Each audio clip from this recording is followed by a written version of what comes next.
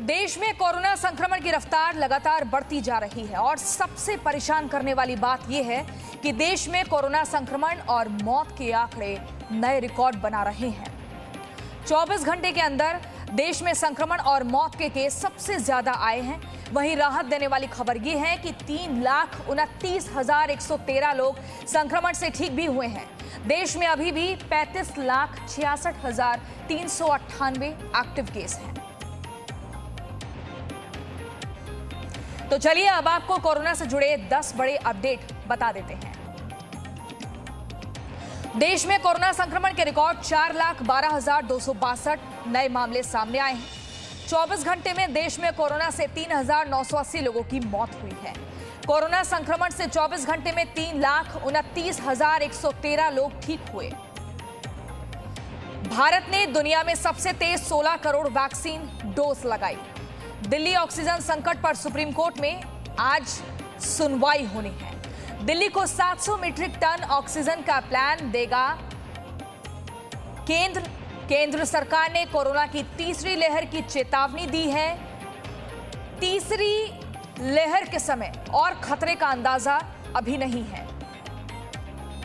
RLD अध्यक्ष चौधरी अजीत सिंह का corona से निधन हुआ और दिल्ली में पिछले 24 घंटे में 311 लोगों की मौत हुई है।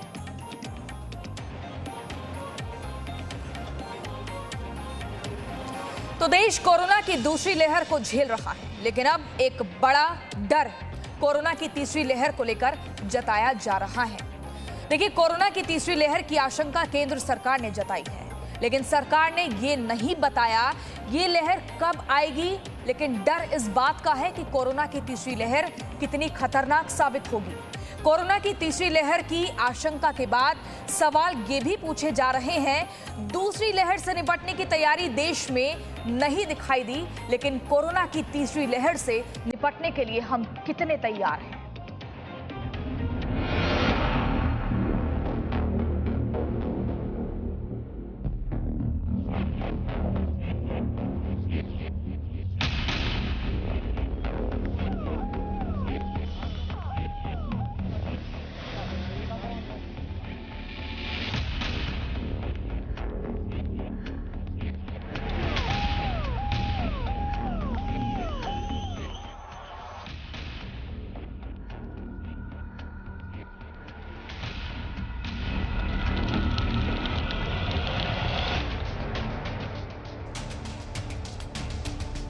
हिंदुस्तान ने 2020 में कोरोना का दंश झेला, वो कोविड का ट्रेलर था। हिंदुस्तान ने 2021 में कोविड की दूसरी लहर झेली, ये कोविड का कहर था। और अब हिंदुस्तान के सामने खड़ा है कोरोना की तीसरी लहर का खतरा। Phase 3 is inevitable. कोरोना को लेकर अब तक के सबसे बड़े खतरे की घंटी सरकार ने बजा दी है। देश के लोग अगर कोरोना के नियमों का पालन नहीं करते हैं तो कोरोना की तीसरी लहर को कोई ताकत नहीं रोक सकती। सुनिए देश के 4 बड़े अफसर जब लोगों को कोरोना के खतरे से सतर्क करने पहुंचे तो क्या कहा। Where does SARS coronavirus 2 go from here? A phase 3 is inevitable, given the high levels of circulating virus. But it's not clear on what time scale this phase 3 will occur. Hopefully, incrementally, but we should prepare for new waves. सरकार सतर्क कर रही है, corona की तीसरी लहर आ सकती है, क्योंकि ये वायरस जितनी बार एक इंसान से दूसरे इंसान में जा रहा है, उतनी बार इसकी बनावट में बदलाव आ रहा है और इसका नतीजा वायरस के नए वेरिएंट्स की शक्ल में दिख रहा है। Previous infections and vaccines will cause adaptive pressure on the virus for new kinds of changes which try to escape it. And therefore we should be prepared by scientifically to take care of that. मतलब भारत में अभी जितनी तेजी से संक्रमण फैल रहा है, उससे भी वायरस रूप बदल रहे हैं। और वैक्सीनेशन वाली आबादी से जब वायरस का सामना हो रहा है, तो उससे भी कोरोना के वायरस में बदलाव हो रहा है। सरकार चेतावनी दे रही है कि देश में कोविड की तीसरी लहर जरूर आएगी, इसलिए लोग कोविड के नियमों का पालन करते रहें। सोशल डिस्टेंसिंग और मास्क से ही कोविड थमेगा। क्योंकि संक्रमण के फैलाव के कारण कोविड का वायरस हर वक्त रूप बदल रहा है। सुप्रीम कोर्ट ने कोरोना को लेकर बीएमसी की पीठ थपथपाई। सुप्रीम कोर्ट ने मुंबई मॉडल की तारीफ की तो उद्धव सरकार फूले नहीं समा रही है। उद्धव सरकार ने इसे लोगों की जीत बताया और तीसरी लहर की तैयारी का भरोसा दिया। तिसऱ्या लाटेसाठी तयार रहा, हे जे काय आता आपल्या केंद्राचे देशाचे वैज्ञानिक सल्लागार बोलत आहेत, आपण याची तयारी सुरू केलेली आहे। हालांकि महाराष्ट्र में फिर से कोरोना की रफ्तार बढ़ गई है। ऐसे में पूरे देश के साथ महाराष्ट्र कोरोना की दूसरी लहर में ही एक एक सांस के लिए हाँफ रहा है। ऑक्सीजन की किल्लत की मार झेल रहा है और तीसरी लहर का कोरोना न जाने किस तरह का संकट खड़ा करेगा। इसलिए इस कोरोना के कहर को रोकने का उपाय सिर्फ हर भारतवासी की सतर्कता में है। ब्यूरो रिपोर्ट, जी मीडिया। तो चलिए इन्हीं खबरों पर अपडेट ले लेते हैं। हमारे रिपोर्टर हमारे साथ जुड़ गए हैं। सबसे पहले राजू राज दिल्ली से जुड़ रहे हैं, ब्रिजेश मिश्रा पटना से और राजीव रंजन मुंबई से। सबसे पहले सवाल हम राजधानी दिल्ली में मौजूद है हमारे सहयोगी राजू राज, उनसे करेंगे। क्या स्थिति है? 700 मीट्रिक टन का जो पूरा एक ऑक्सीजन का खाका पूरा करना है, कैसे होगा? क्या रोड मैप केंद्र सरकार द्वारा दिया जा सकता है? क्या स्थिति बताई जा रही है? देखिए प्रियंका, सुप्रीम कोर्ट में कल सुनवाई हो रही थी और सुनवाई के दौरान सुप्रीम कोर्ट ने साफ शब्दों में केंद्र सरकार से बोला कि राजधानी दिल्ली में अगर 700 मीट्रिक टन ऑक्सीजन की आवश्यकता है और इसकी पूर्ति क्यों नहीं रही, उसको लेकर सवाल उठा। सुप्रीम कोर्ट ने केंद्र सरकार से बोला कि आप 2 पन्नों का एक हलफनामा दीजिए और जितना कैसे सुनिश्चित करेंगे तमाम बुलेट्स पॉइंट की तरह आप बताएं। बहुत लंबा चौड़ा लिखने की ज़रूरत नहीं है।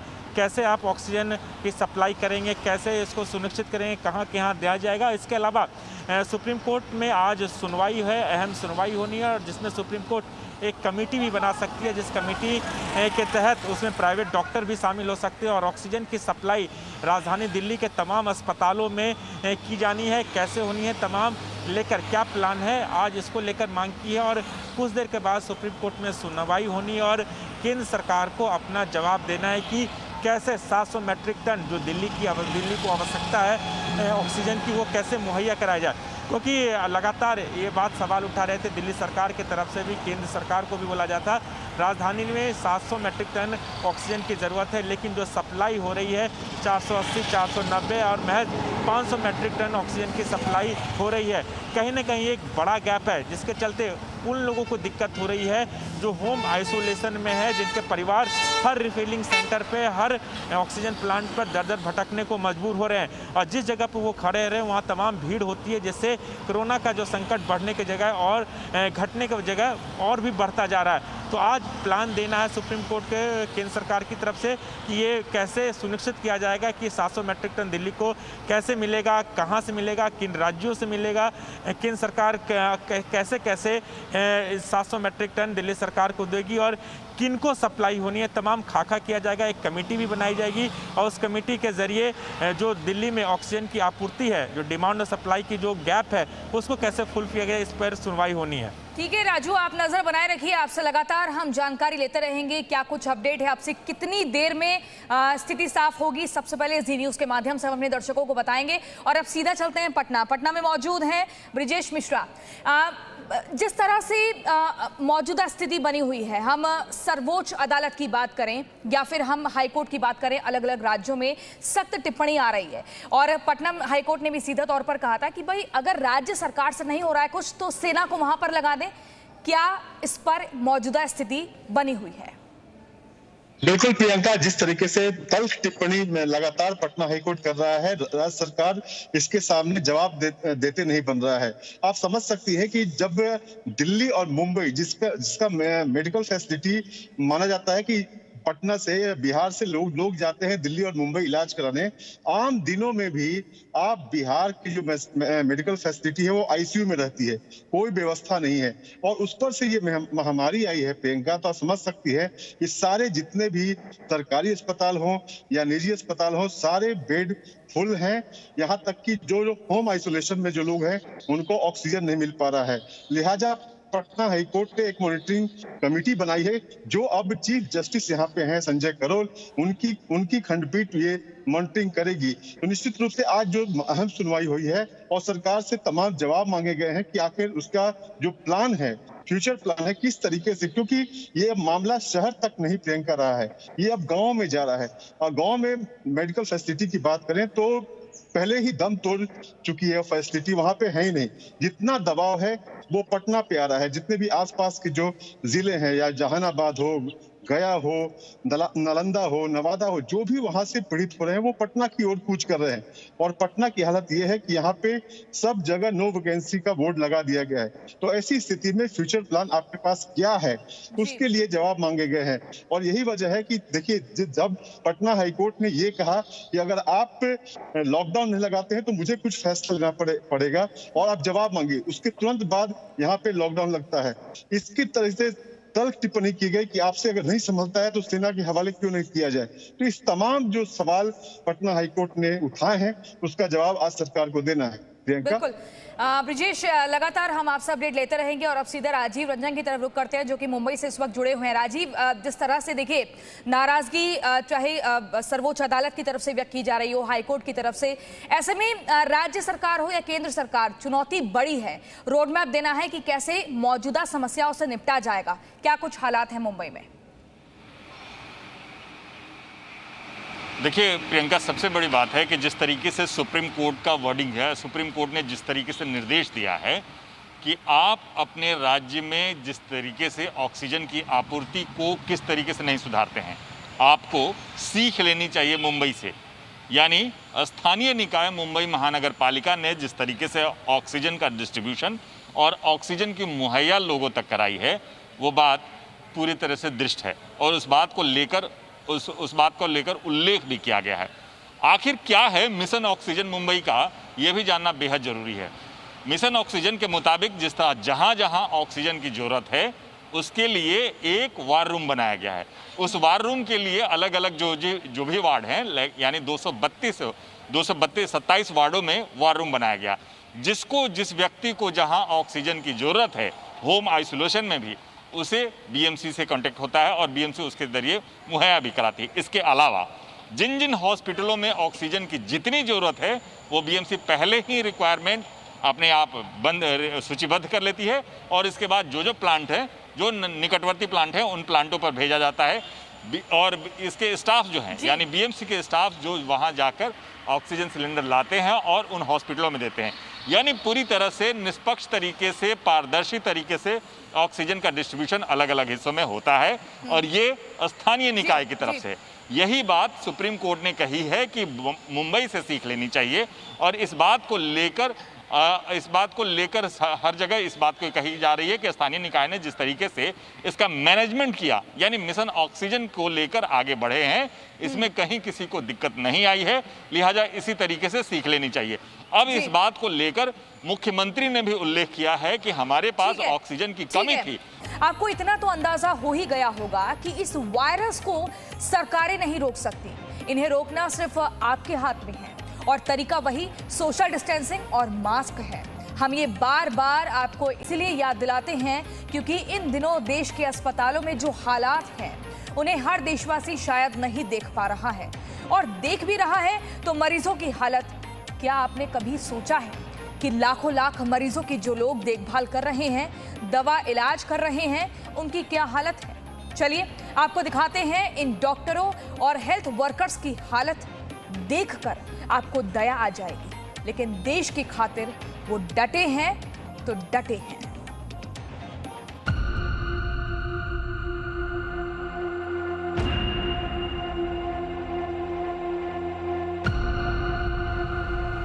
सोशल मीडिया पर वायरल ये तस्वीर एक डॉक्टर की है, या यूं कहें कि हमारी जान बचाने वाले भगवान की है। वो भगवान जो 24 घंटे में 15 घंटे तक मास्क, फेस शील्ड, ग्लव्स और पीपीई किट में रहते हैं। आपकी जान बचाने के लिए खुद अपनी जान खतरे में डालते हैं। और जब ये डॉक्टर पीपीई किट उतारते हैं तो इनकी हालत ऐसी हो जाती है।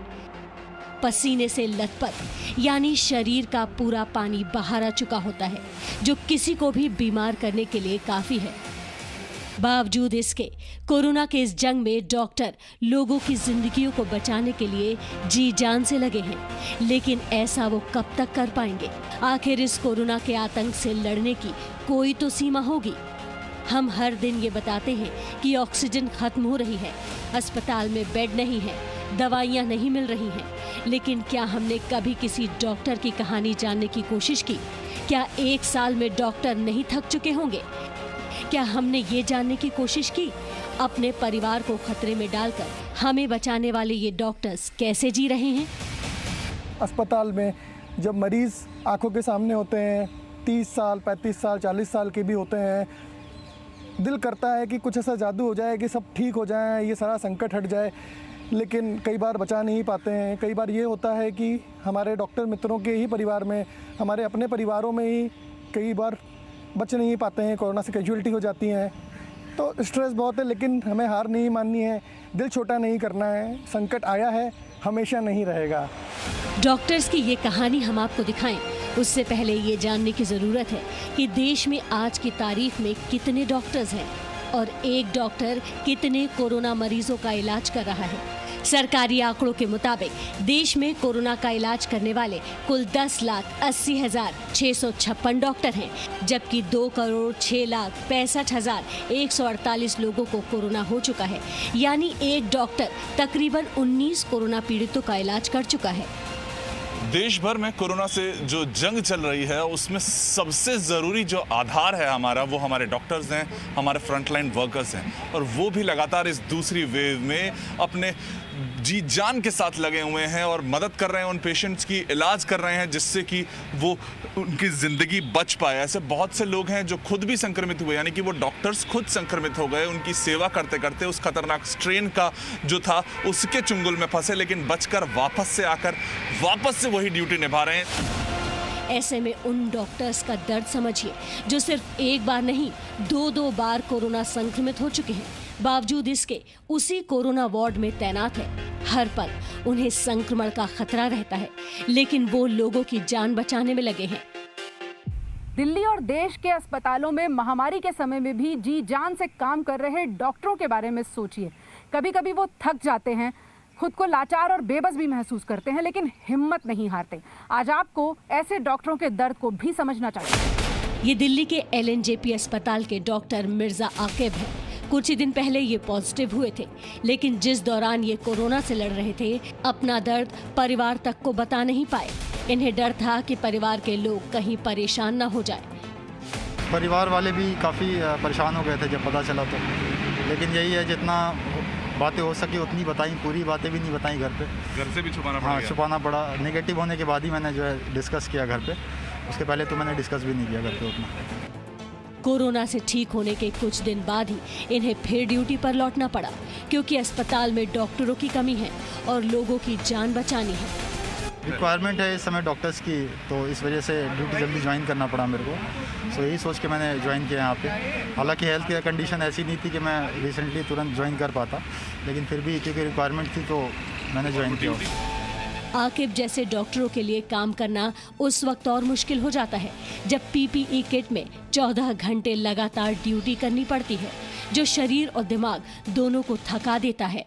13-14 आवर्स डे में ड्यूटी होती है हमारी, नाइट में भी ऐसी होती है, सो काफ़ी हेक्टिक होता है, लोड ज़्यादा है पेशेंट्स का। कुछ ऐसी ही कहानी BL कपूर अस्पताल के सीनियर डॉक्टर संदीप नायर की है। डॉक्टर नायर पिछले 15 महीने से अपने माता पिता को दूर से ही मिलते हैं। उन्हें डर रहता है कि कहीं उनका परिवार भी उनकी वजह से संक्रमित न हो जाए। हम लोग जो कोविड में काम कर रहे हैं, हम बड़ी मेहनत तो कर ही रहे हैं, बड़ा सेक्रीफाइस भी करना पड़ रहा है, और क्यों ना करें, ये हमारा काम है। हम नहीं लड़ेंगे तो कौन लड़ेगा? ये सोल्जर अगर नहीं लड़ेगा देश के लिए तो वही हमारा है कि अब इस टाइम हम नहीं लड़ेंगे तो कौन नहीं लड़ेगा। डॉक्टर नायर कहते हैं कि इलाज करते हुए कई बार मरीजों के गुस्से का भी सामना करना पड़ता है। इनका दर्द सिर्फ इतना है कि डॉक्टरों को वो सम्मान नहीं मिल रहा है जो मिलना चाहिए।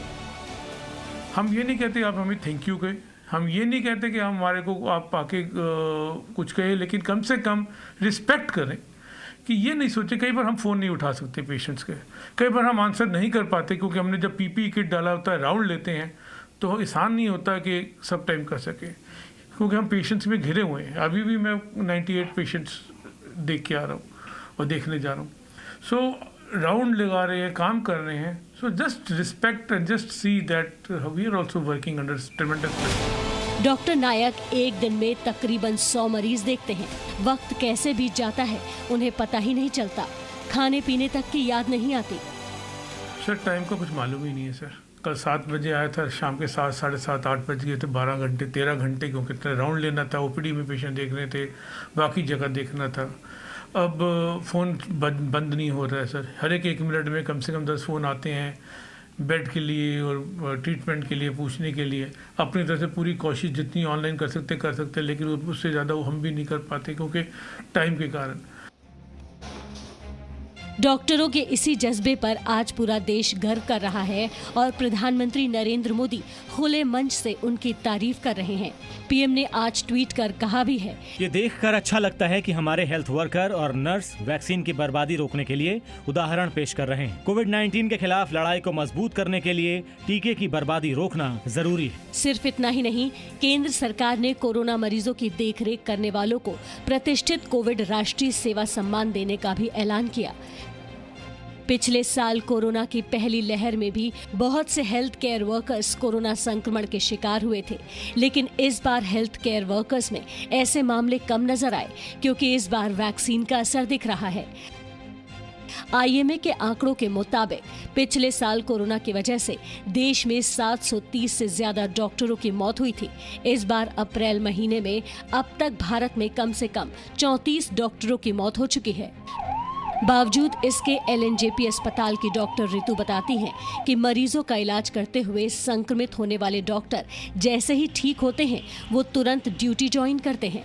हमारे डॉक्टर ज़्यादा इन्फेक्ट हो रहे हैं इस बार, और अप्रॉक्सीमेटली हमारे 40 लोगों की जो टीम है उसमें से 10-11 इन्फेक्ट हो चुके हैं।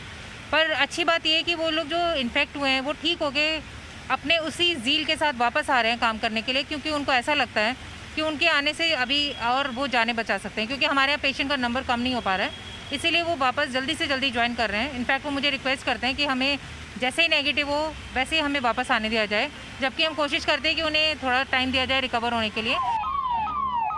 अपनी जान को खतरे में डालने के बाद भी डॉक्टरों के लिए सिर्फ और सिर्फ मरीज की जान कीमती है। वो कहते हैं कि इलाज तो डॉक्टर कर देंगे, लेकिन व्यवस्था सरकार देख ले।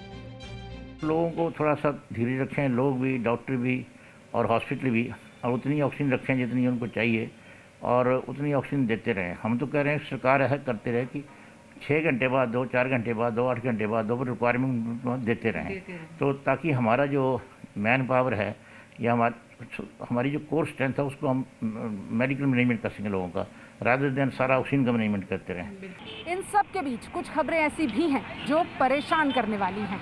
हिमाचल प्रदेश सरकार ने यह ऐलान किया है कि एमबीबीएस फाइनल ईयर के वो छात्र जो कोरोना के मरीजों का इलाज करेंगे उन्हें बदले में 3000 रुपये मासिक भत्ता मिलेगा। अब आप सोचिए, अपनी जान पर खेलकर दूसरे की जान बचाने के एवज में 3000 रुपये महीना, क्या ये सही है? क्या ये क्रूर मजाक नहीं है? ऐसे में हम सरकार से मांग करते हैं कि कोरोना के इलाज में लगे डॉक्टरों के लिए खास नीति बने। अगर लोगों को बचाते हुए किसी की जान चली जाए तो उनके परिवार को जिंदगी भर किसी तरह का दुख न हो। वरुण भसीन के साथ पूजा मक्कड़, जी मीडिया। तो इन सभी डॉक्टर्स देवदूतों को हमारा सलाम, इन्हें कभी हमें भूलना नहीं है। Presenting V News app, available on Google Play and App Store. Download it now.